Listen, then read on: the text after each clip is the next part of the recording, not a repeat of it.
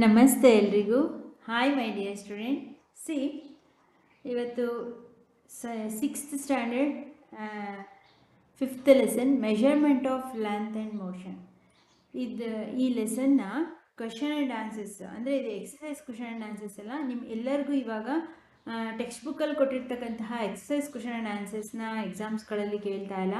LBA ಅಂತೇಳಿ ಇಲ್ಲಿರ್ತಕ್ಕಂಥ question and answers ಮೇಲೇ ನಿಮಗೆ ಎಕ್ಸಾಮ್ಸ್ಗೆ ಕ್ವಶನ್ ಆ್ಯಂಡ್ ಆನ್ಸರ್ಸ್ ಬರೋದು. ಸೊ ಹಾಗಾಗಿ LBA ಕ್ವಶನ್ ಆ್ಯಂಡ್ ಆನ್ಸರ್ಸ್ನೇ ನಾನು ನಿಮಗೆ ಸಾಲ್ವ್ ಮಾಡಿ ಕೊಡ್ತಾ ಇದ್ದೀನಿ. ಅದರಲ್ಲಿ chapter 5 measurement of length and motion, ಇದ್ರದ್ದು LBA ಕ್ವಶನ್ ಆ್ಯಂಡ್ ಆನ್ಸರ್ಸ್ನ ನೋಡೋಣ. C first, fill in the blanks with suitable words. First one ನೋಡಿ, the shopkeeper measures the cloth using a dash measuring rods. Shopkeeper measures the cloth. ಒಬ್ಬ ಬಟ್ಟೆ ಮಾರುವಂತಹ shopkeeper ಆ ಬಟ್ಟೆಯನ್ನು ಅಳತೆ ಮಾಡೋದಕ್ಕೆ ಬಳಸುವಂತಹ ಮೆಷರಿಂಗ್ ರಾಡ್ ಯಾವುದು ಅಂತೇಳಿ ಕೇಳ್ತಿದ್ದಾರೆ.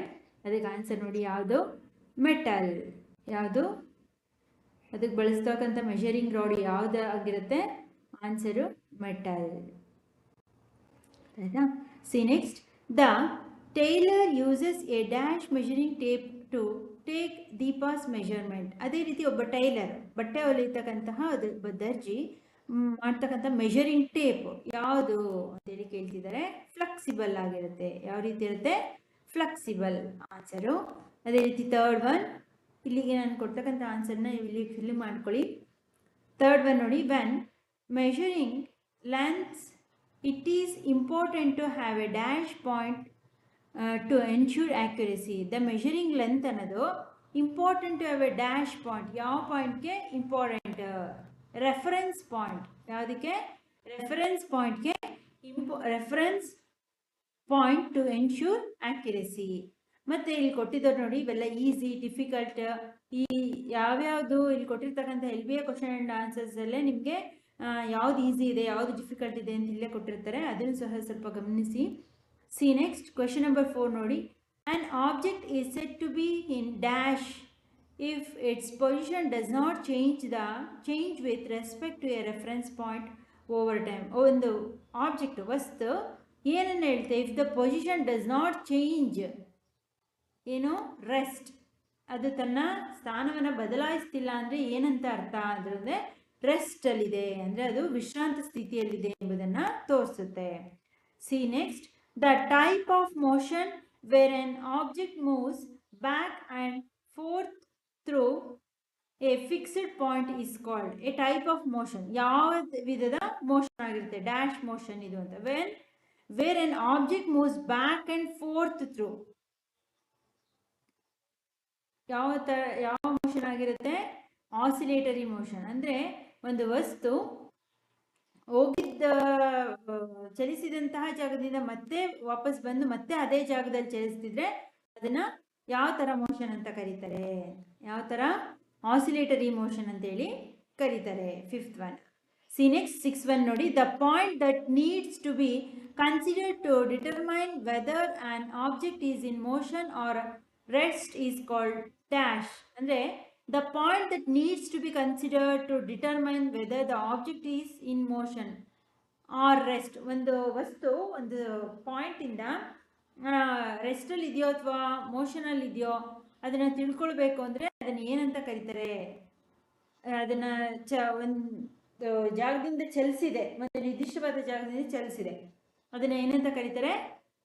Reference point. What we call as reference point ಅಂತೇಳಿ ಕರೀತಾರೆ. The point that needs to consider whether an object is in motion or rest is called the reference. See 7th one. 1 meter is divided into 100 equal divisions. Then each division is called a dash. 1 meter is divided into 100 ಸಮ ಭಾಗಗಳಾಗಿ ವಿಂಗಡಿಸಿದಾಗ ಆ division ಏನಂತ ಕರೀತಾರೆ? ಏನಂತಾರೆ? Centimetre. What we call as centimetre. 1 ಮೀಟರನ್ನು 100 ಭಾಗಗಳಾಗಿ ಮಾಡಿದ್ರೆ ಅದರ ಒಂದು ಭಾಗನ ಏನಂತ ಕರೀತಾರೆ? ಸೆಂಟಿಮೀಟರ್ ಅಂತೇಳಿ ಕರೀತಾರೆ. See next, 8th one. 1 kilometre is equal to dash metre. 1 kilometre is equal to 1000 metres. ಎಷ್ಟು? 1000 ಮೀಟರ್ಸ್ ಇಲ್ಲಿ ಕೊಟ್ಟಿದ್ದಾರೆ ನೋಡಿ, 1000.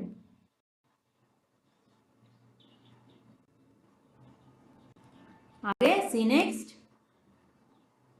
9th one ನೋಡಿ, for measuring the girth of a tree a dash measuring tape is more suitable. ಒಂದು ಮರದ ಸುತ್ತಳತೆ, ಅದರ ದಪ್ಪವಾಗಿರುತ್ತಲ್ಲ ಆ ಒಂದು ಮರದ ಸುತ್ತಳತೆಯನ್ನು ಅಳಿಬೇಕು ಅಂದರೆ ಯಾವ ವಿಧದ ಟೇಪನ್ನು ಬಳಸಲಾಗುತ್ತೆ? ಯಾವ ರೀತಿ? ಫ್ಲೆಕ್ಸಿಬಲ್ ಅಂದರೆ ಸ್ಕೇಲು ಆ ಥರ ಗಟ್ಟಿಯಾದ ಅಳತೆ ಮಾಪಕದಿಂದ ಬಳಸಲಾಗಲ್ಲ. ಟೇಪ್ ರೀತಿ ಫ್ಲೆಕ್ಸಿಬಲ್ ಅಂದರೆ ತುಂಬ ನಮ್ಯತೆ ಇರ್ತಕ್ಕಂತಹ, ಹೇಗೆ ಬೇಕಾದರೂ ಬಾಗಿಸ್ಬೋದಂತಹ, ಅದ್ರ ಸುತ್ತಳತೆ ಹಾಕೋದಕ್ಕೆ ಸುತ್ತ ಬರಬೇಕು ಅಲ್ವಾ, ಆ ರೀತಿ ಫ್ಲೆಕ್ಸಿಬಲ್ ಆಗಿರ್ತಕ್ಕಂಥ ಟೇಪಿನ ಮೂಲಕ ಮಾಡಬೇಕಾಗುತ್ತೆ. C next flexible taper. See next 10th one. When Padma saw the kilometer stone reading Delhi 70 kilometer, it indicated her position was kilometer from Delhi. ಎಷ್ಟು? 70 ಕಿಲೋಮೀಟರ್ನ ಡೆಲ್ಲಿ ಇದಕ್ಕೆ ಏನು 70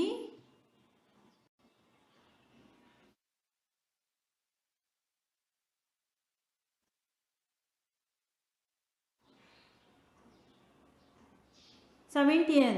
When Padma saw the kilometer stone reading Delhi 70 kilometer, it indicates her position was, ಅಂದರೆ ಅವಳು ಇರ್ತಕ್ಕಂಥ ಪೊಸಿಷನಿಂದ ಕಿಲೋಮೀಟರಲ್ಲಿ position was kilometer from Delhi. ಎಷ್ಟು kilometer ಇದೆ ಅವಳು ಇರ್ತಕ್ಕಂಥ ಜಾಗದಿಂದ ಡೆಲ್ಲಿನ? 70 ಕಿಲೋಮೀಟರ್ಸ್ ಇದೆ ಅನ್ನೋದನ್ನು ಸೂಚಿಸುತ್ತೆ. ಸಿ ನೆಕ್ಸ್ಟ್ 11 ನೋಡಿ, an object is said to be in dash if its position changes with respect to the reference point over time. ಏನು? ಮೋಷನ್. ಏನಂತ ಕರಿತೀವಿ? Motion. When an object moves along a straight line, its motion is called dash motion. Straight ನೇರವಾದ ಪಥದಲ್ಲಿ ಒಂದು ವಸ್ತು ಚಲಿಸ್ತಿದೆ ಅಂತ ಅಂದರೆ ಆ ಚಲನೆಯನ್ನು ಏನಂತ ಕರಿತೀವಿ? Linear motion. What we call as linear motion. 12th ಅನ್ನು ನೇರವಾಗಿ ಚಲಿಸ್ತಿದ್ರೆ ಅದನ್ನ ಲೀನಿಯರ್ ಮೋಷನ್ ಅಂತೇಳಿ ಕರಿತೀವಿ.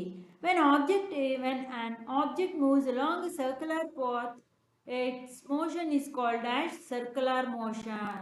what we call as circular motion. ಇದಕ್ಕಿಲ್ಲೇ ಆನ್ಸರ್ ಸಿಕ್ಬಿಡುತ್ತೆ. ಈ ಒಂದು ಮೋಷನ್ಗೆ ಸರ್ಕ್ಯುಲರ್ ಪಾತಲ್ಲಿ ಯಾವುದೋ ಒಂದು ವಸ್ತು ಚಲಿಸ್ತಿದೆ ಅಂದರೆ ನೀವು ಇದಕ್ಕೆ ಏನು ಮಾಡಬೇಕು? ಈ ಸರ್ಕ್ಯುಲರ್ ಅನ್ನೋದನ್ನ ಆನ್ಸರ್ ತಗೊಂಡು ಇಲ್ಲಿ ಮೋಷನ್ ಇರುತ್ತೆ, ಇದೇ ಆನ್ಸರ್. ಸರ್ಕ್ಯುಲರ್ ಪಾತಲ್ಲಿ ಯಾವುದೇ ವಸ್ತು ಚಲಿಸಿದ್ರೆ ಸರ್ಕ್ಯುಲರ್ ಮೋಷನ್, ಅದಕ್ಕೆ ಅದೇ ಹೆಸರು.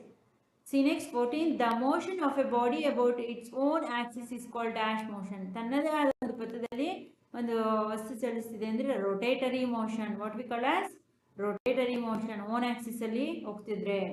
ಅದೇ ರೀತಿ example for rotatory motion is dash. Rotatory ಮೋಷನ್ಗೆ ಒಂದು ಎಕ್ಸಾಂಪಲ್ನ ಕೊಡಿ ಅಂತಿದ್ರೆ ಸ್ಪಿನ್ನಿಂಗ್ ಆಫ್ ಎ ರೂಪ್. ಏನು? Spinning of a rope. See next 16. The motion of a body that repeats itself at regular intervals is called dash. The motion of a body repeats, ಮತ್ತೆ ಮತ್ತೆ repeat regular ಆಗಿ intervals ಆಗಿ ಪುನರಾವರ್ತಿಸ್ತಿದ್ರೆ ಅದನ್ನ ಏನಂತಾರೆ? Periodic motion. What we call as periodic motion ಅಂತಾರೆ. Sometimes oscillatory motion and rotatory motion are dash in nature. ಕೆಲವೊಂದ್ಸಲ oscillatory motion ಮತ್ತು ರೊಟೇಟರಿ ಮೋಷನ್ದ ನೇಚರ್ ಏನು? Dash in nature, periodic motion nature. ಅದರಲ್ಲಿ ಯಾವ ರೀತಿ ಇರುತ್ತೆ? ಪಿರಿಯಾಡಿಕ್ ಮೋಷನ್ನ ಪ್ರಕೃತಿಯನ್ನು ಹೊಂದಿರುತ್ತೆ. 18 ನೋಡಿ, the motion of tip of a hand that shows seconds in a clock and motion of a pendulum are examples of dash. ಯಾವ ಮೋಷನ್ ಬರುತ್ತೆ? The motion of tip of hand, ಅದು ಸಹ ಪಿರಿಯಾಡಿಕ್ ಮೋಷನ್. ಪೆಂಡುಲಮ್ ಕ್ಲಾಕ್ ಅಂತ ಬಂತು ಅಂದರೆ periodic motion. Examples of periodic motion, oscillatory motion ಇವೆಲ್ಲ ಸಾಮಾನ್ಯ ಒಂದೇ ಇರುತ್ತೆ. ಹಾಗೆ ಸರ್ಕ್ಯುಲರ್ ಮೋಷನ್ ಅವಕ್ಕೆಲ್ಲ ಎಕ್ಸಾಂಪಲ್ ಕಲ್ತ್ಕೊಂಡ್ಬಿಟ್ರೆ ನೀವು ಯಾವುದು ಯಾವ ಮೋಷನು ಅಂತ ಅಲ್ಲಿ ವರ್ಡ್ಸ್ ನೋಡಿದ ತಕ್ಷಣ ನೀವು ಕಂಡುಹಿಡಿಬೋದು. ಅರ್ಥ ಆಯ್ತಾ? ಇದು ಸಹ ಏನಾಗುತ್ತೆ? ಪಿರಿಯಾಡಿಕ್ ಮೋಷನ್ ಆಗಿರುತ್ತೆ. ಸಿ ನೆಕ್ಸ್ಟ್ 19 ನೋಡಿ, you have a ruler that is broken up to 1 and a half centimeter from zero marking. Using this ruler, if you place one end of the pencil on a line showing 2 centimeters and observe the other end on the ruler, it appears to be 8 centimeter. Therefore, actual length of the pencil is dash. Is to actual length of the pencil 6 centimeter. Calculate ಮಾಡಬೇಕಾಗುತ್ತೆ ನೀವು. 6 centimetre ಬರುತ್ತೆ. See next 20th ನೋಡಿ, the description of a physical quantity consisting of a two components, one is a dash and the other is a dash. Numerical value unit of measurement. ಒಂದು numerical value ಆಗಿರುತ್ತೆ, ಇನ್ನೊಂದು unit of measurement. ಅಂದರೆ the description of physical quantity ಎರಡು ಕಾಂಪೊನೆಂಟ್ಸ್ಗಳನ್ನ ಹೊಂದಿರುತ್ತೆ. ಅದು physical quantity ಅನ್ನೋದು ಒಂದು numerical point ಅನ್ನು ಹೊಂದಿರುತ್ತೆ, ಇನ್ನೊಂದು ಮೆಜರಿಂಗ್ ಟೈಮ್ ಅನ್ನ ಹೊಂದಿರುತ್ತೆ. ಅರ್ಥ ಆಯ್ತಾ? ಸಿ ನೆಕ್ಸ್ಟ್ ಸೆಕೆಂಡ್ ಮೇನ್ ನೋಡಿ, choose the most appropriate answer from the 4 alternatives given to each of the following given questions. ಅಂದರೆ ಆಬ್ಜೆಕ್ಟಿವ್ ಟೈಪ್ ಕ್ವಶನ್ಸ್ನ ಕೊಟ್ಟಿದ್ದಾರೆ. 21st ನೋಡಿ, what is the purpose of a reference point in measurement? ಯಾವ ಉದ್ದೇಶಕ್ಕಾಗಿ reference ಪಾಯಿಂಟನ್ನು ನಾವು ಮಾಡ್ತೀವಿ? ಯಾವ ಉದ್ದೇಶಕ್ಕೆ? ಇಲ್ಲಿ answer 21st, to ensure accuracy in measurement. ನಿಖರವಾದ ಒಂದು ಅಳತೆಯನ್ನು ಮಾಡೋದಕ್ಕಾಗಿ ಏನು ಮಾಡ್ತೀವಿ? To ensure, B answer, to ensure accuracy in measurement. 22nd ನೋಡಿ, which of the following is an example of oscillatory motion? ಈ ಕೆಳಗಿನವುಗಳಲ್ಲಿ ಯಾವುದು ಆಸಿಲೇಟರಿ ಮೋಷನ್ಗೆ ಎಕ್ಸಾಂಪಲ್ ಅಂತ? Pendulum clock, fluttering leaves, a moving swing, all the above. ಇದೆಲ್ಲವೂ ಬರುತ್ತೆ 22ndಗೆ. Do all the above answer ನೋಡೋಣ. 22nd, do all the above. See next 23rd ನೋಡಿ, what is the SI unit of length?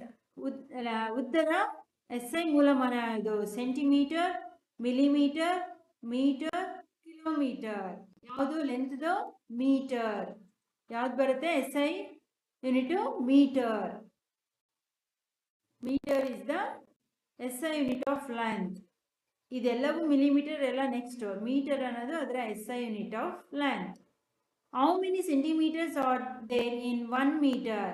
1 ಮೀಟರ್ಲಿ ಎಷ್ಟು ಸೆಂಟಿಮೀಟರನ್ನು ಹೊಂದಿರುತ್ತೆ? ಎಷ್ಟು ಹೊಂದಿರುತ್ತೆ? 100. ಎಷ್ಟು? 100 ಸೆಂಟಿಮೀಟರ್. 1 ಮೀಟರ್ ಅಂದರೆ 100 ಸೆಂಟಿಮೀಟರನ್ನು ಹೊಂದಿರುತ್ತೆ. ಇದು answers.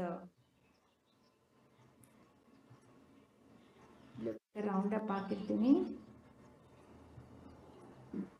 C next, which of the following is the smallest unit of length in the scale that is used in the classroom? ತುಂಬ ಅತಿ ಚಿಕ್ಕದಾದಂತಹ ಉದ್ದದ ಅಳತೆಯನ್ನು ಮಾಡ್ತಕ್ಕಂಥ ಸ್ಕೇಲ್ನ ಯೂನಿಟ್ ಯಾವುದು? Metre, centimetre, millimetre, kilometre. ಯಾವುದು? ಮಿಲಿಮೀಟರ್. ಅತ್ಯಂತ ತುಂಬ ಚಿಕ್ಕದಾದ ಕಡಿಮೆ ಅಳತೆ ಅಂದರೆ ಅದು ಮಿಲಿಮೀಟರ್ ಸ್ಕೇಲ್ನಲ್ಲಿ. ಅದೇ ರೀತಿ 26 ನೋಡಿ, ಇದು answer, millimetre. If length of your desk is of 5 meter, how many centimeter is that? ನಿಮ್ಮ ಡೆಸ್ಕ್ 5 ಮೀಟರ್ ಇದೆ ಅಂದರೆ ಅದನ್ನು ಸೆಂಟಿಮೀಟರ್ಲಿ ಅಳತೆ ಮಾಡಿದ್ರೆ ಎಷ್ಟು ಆಗುತ್ತೆ? ಎಷ್ಟಾಗುತ್ತೆ?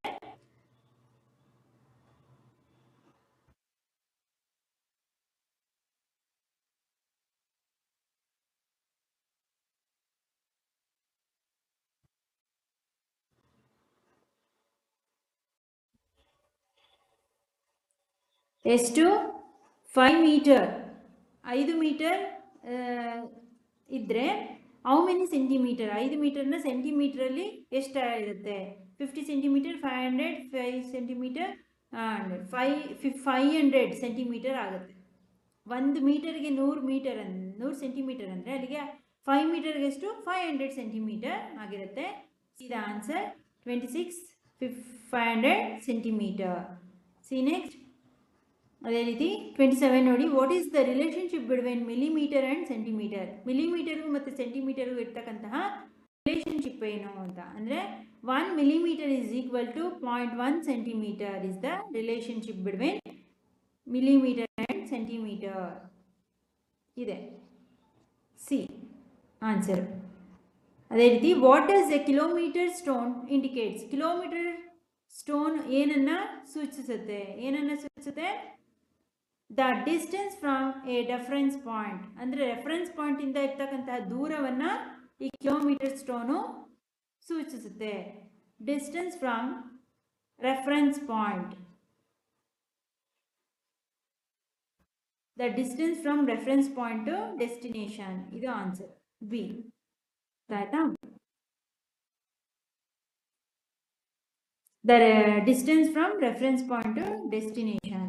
ಅದೇ ರೀತಿ ಸಿ ನೆಕ್ಸ್ಟ್ 29 ನೋಡಿ, movement of the needle of the sewing machine. Sewing machine ಇರುತ್ತಲ್ಲ, ಅದರ ನೀಡಲ್ದು ಮೂಮೆಂಟ್ ಯಾವ ರೀತಿಯ ಚಲನೆ, circular motion, rotational motion, oscillatory motion, periodic motion ಅಂತ ಕೇಳ್ತಿದ್ದಾರೆ. ಯಾವುದು? Oscillatory motion. ಅದು ಒಂದು ಸುತ್ತಿದ ಜಾಗದಲ್ಲೇ ಮತ್ತೆ ಸುತ್ತುತ್ತಾನೆ ಇರುತ್ತೆ. ಅದನ್ನು ಏನಂತೀವಿ?